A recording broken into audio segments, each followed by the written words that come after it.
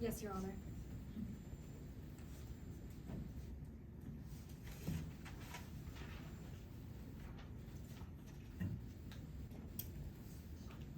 May I proceed? Yes.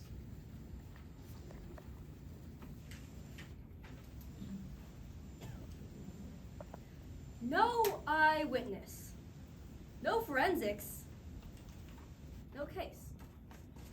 Today, the prosecution has showed you many, many times the messages and evidence of the affair between Carmen de Leon and Dylan Hendricks.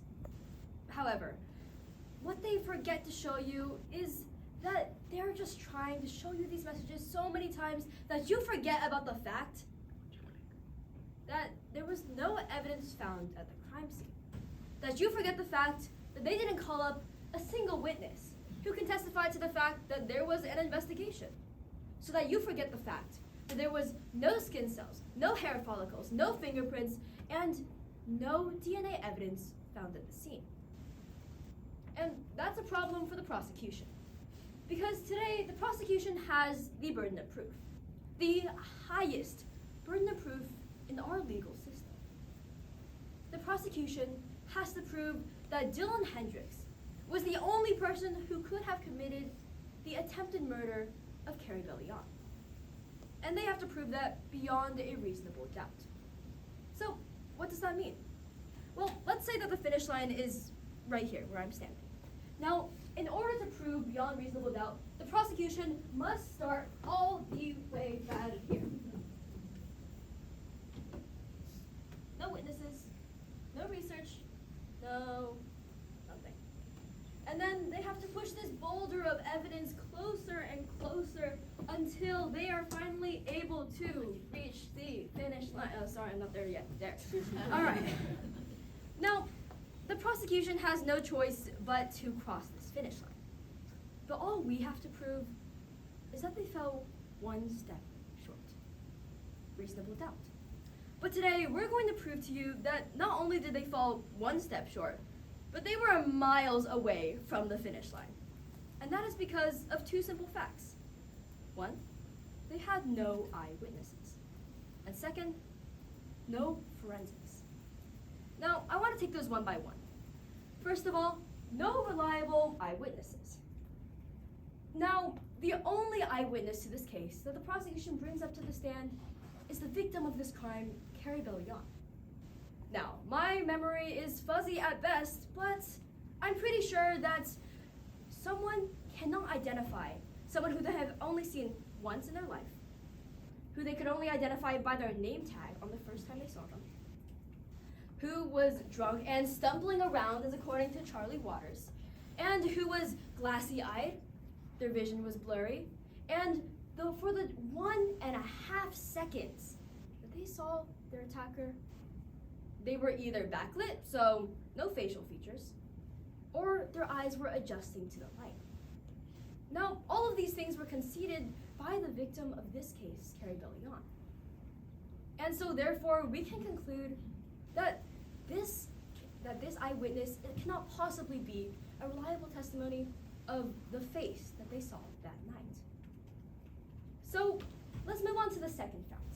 They have no forensic evidence. Now, members of the jury, I want to take a step back to when you first received notice of this case. It says attempted murder. Now, what would you expect to see out of a reasonable investigation of this case? Oh, maybe a reliable eyewitness? Oh, we don't have that?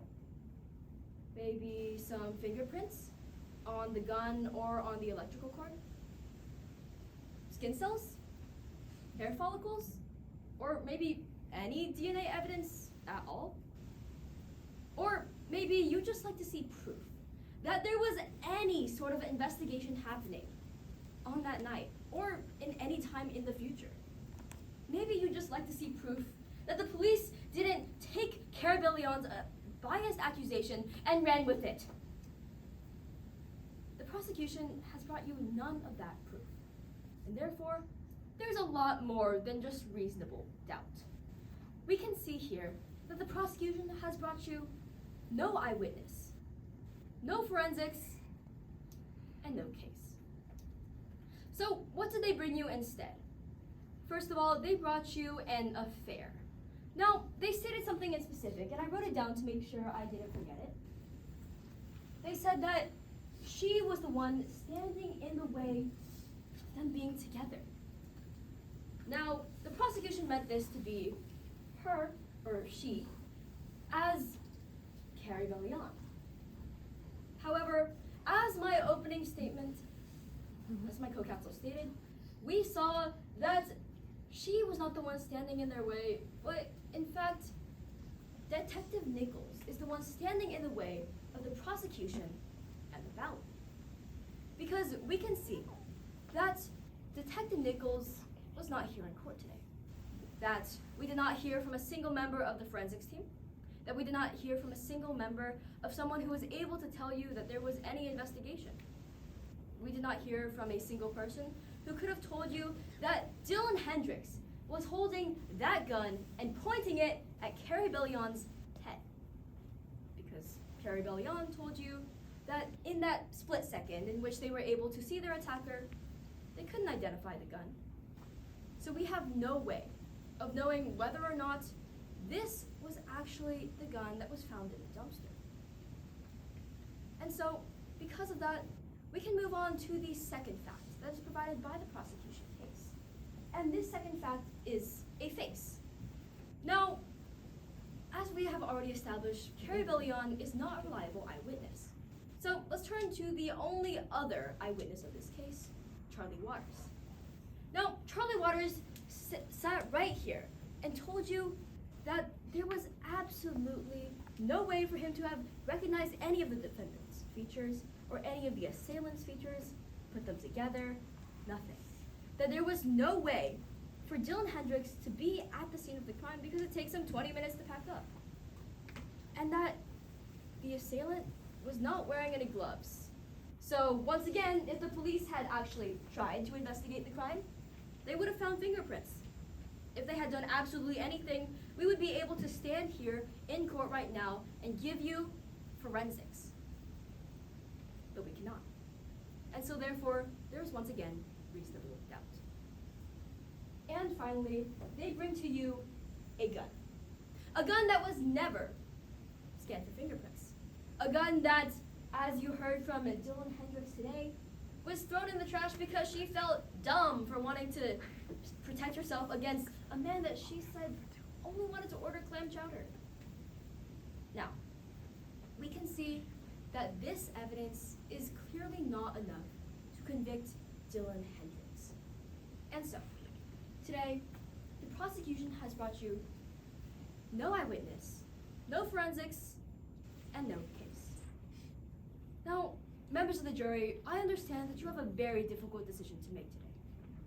That you have the decision of deciding whether or not Miss Hendricks over here is going to be convicted of attempted murder. If there is one thing that we can agree upon in this courtroom, it is that Carrie Bellion deserves justice. That what happened to her should not have happened.